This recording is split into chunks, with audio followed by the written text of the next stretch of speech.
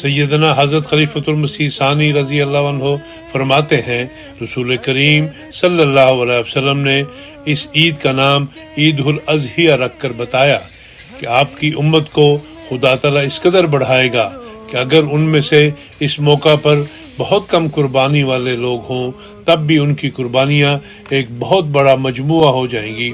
پس یہ عید بڑی شاندار عید ہے جس کی مثال دنیا میں اور کہیں نہیں ملتی۔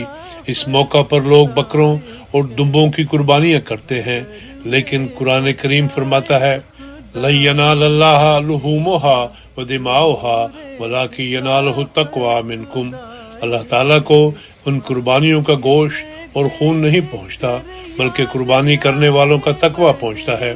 پس اصل قربانی وہ ہے جو انسان اپنی اور اپنے اہل و عیال کی پیش کرے، اور یہی وہ سبق ہے جو عید الاضحیٰ ہمیں سکھاتی ہے۔